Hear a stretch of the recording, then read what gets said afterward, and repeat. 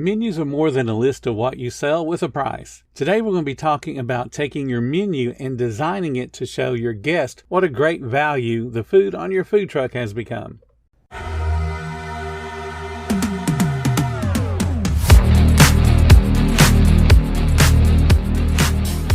Welcome to the 10-Minute Food Truck Training Podcast. My name is Bill Moore. I am a food truck business coach, author of 5 food truck vending books, including Food Truck 101 and Food Truck 201.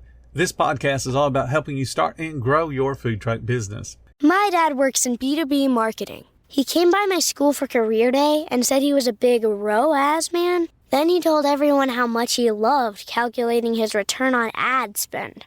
My friends still laugh at me to this day.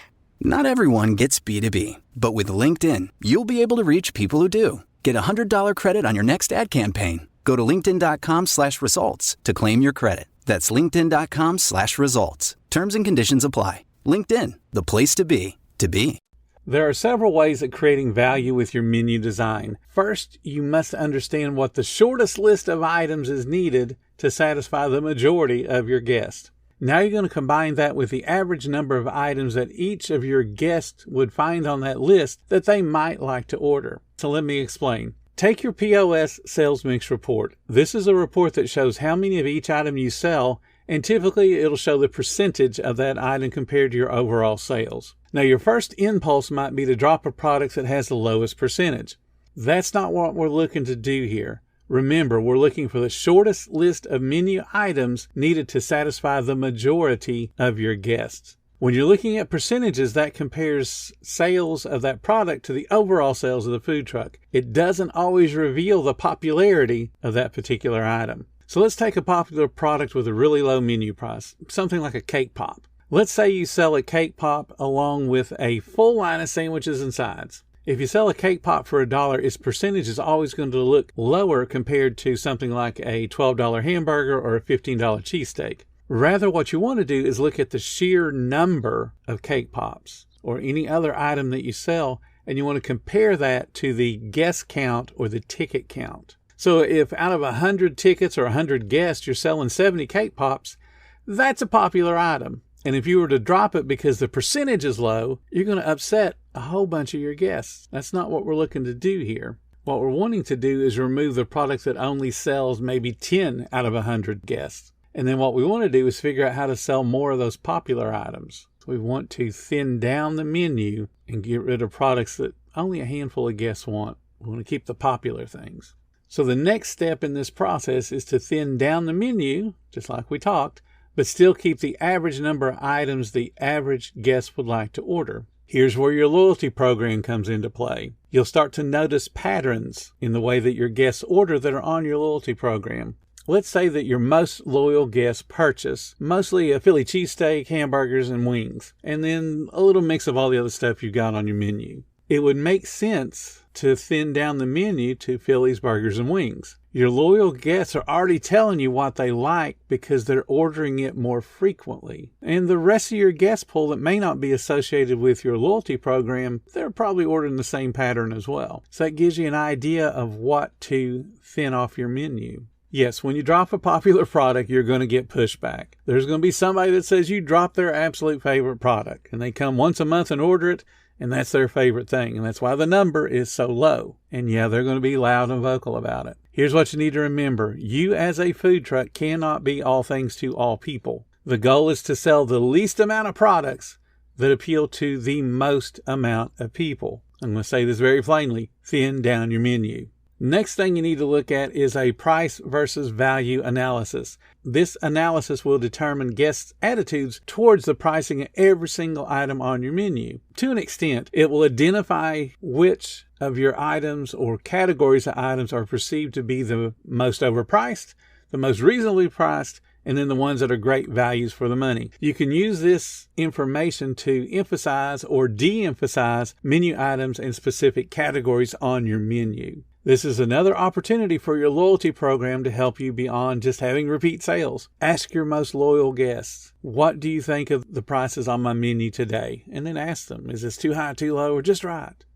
Remember, they already like you because they joined your loyalty program, so ask them those questions. Get some input from people that have already said, hey, dude, we love your food. That's why we come back 2 or 3 times a week. Let's talk a little bit about menu design. Your items that are considered great value for the money should be given more space on the menu and placed in the quote-unquote hot spots on a menu. Those hot spots are where your guests tend to look first and where they look the most frequent. Those hot spots typically, and there's always exceptions, but typically they are top left, then top right, and then middle or center of the menu. That's where your eyes naturally flow. It creates a triangle. You want to reserve those spots for one of 2 things, either your highest profit items or your most expensive items. Now, along with menu design, you want to create signature items. You want to place emphasis on impactfully communicating your signature item. They can only get your item, your flavor at your truck. Guests will be less sensitive to your menu prices when they recognize that they can only get this flavor of food from you. Now, you want to see this out in the real world? Go to Chick-fil-A, the original chicken sandwich. Go to In-N-Out's Double Cheeseburger. How about Culver's concrete mixers? How about the simple one we all know? McDonald's, Big Mac. Go to those places. See where they position their products that you know are their signatures, where they put them on the menu. These guys spend billions on marketing. Just go learn from them. Another way to communicate value with your menu is menu recipes and ingredients. There are certain foods that guests automatically view as high quality and premium. And that would be things like adding avocado, putting bacon, kale, aiolis, those kind of things the guests don't mind paying more money for. So what you want to do is capitalize on those perceptions through appetizing visuals, but then also interesting and creative product descriptions, such as saying thick cut maple cured bacon, or how about hand torn baby kale, or fresh made chipotle aioli. Those kind of things create value in the guest's mind, so they don't mind paying more because you've been very descriptive and you're using those perceived high quality, high premium items. Integrate your brand identity in your menu design. This is a way of strengthening communication of value because, again, that makes it unique. If you just say, I sell a hamburger or I sell a cheeseburger, so does 5,000 other trucks in your area and certainly another 10,000 restaurants. Integrate your brand identity into your menu design is another means of strengthening communication of value. You're going to integrate branding elements and your guests will easily be able to differentiate your brand, your food, from other food trucks. They'll be able to see your brand as unique, which heightens their overall experience. It makes it a little bit more exclusive. And what this does is it reinforces their decision to eat at your food truck in the first place. So what we're talking about here is taking the basic menu item you have. Let's say it's just a burger, a cheeseburger, and you don't do anything fancy to it. Add bacon to it. Now we've increased the premium value of it.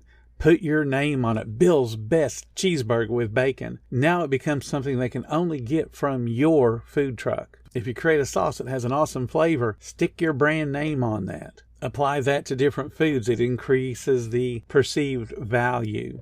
Many food trucks, they get in and they sell a cheeseburger. They sell chicken wings. Give it your name. A teriyaki chicken wing is teriyaki chicken wing. You can get it anywhere. But if you put Mama Nola's Cajun Spiced Chicken Wing, they're going to go for it because it creates an intimacy because now it's got a name on it. And now it's something they can't get anywhere else. Menu design has the ability to make you more money, but just like your daily prep, it does take a little bit of consideration and a little bit of work. Don't be afraid to make the tweaks to your full menu and your menu board design. You'll be surprised at how big the results can be just from a few strategic moves. Thank you so much for listening to the 10-Minute Food Truck Training Podcast. If you're finding all the information helpful to your food truck business, please become a monthly supporter of the podcast. Just hit the support button or follow the link in the description. Every little bit does help keep us going. Join our Facebook group. It's called Food Truck Training. We have a whole bunch of awesome members at all different levels, from brand new beginners to decades-old veterans. They've all got your back when it comes to helping you with your food truck. And again, thank you for listening. Come back tomorrow because you know I got plenty more to say when it comes to helping you and your food truck business grow.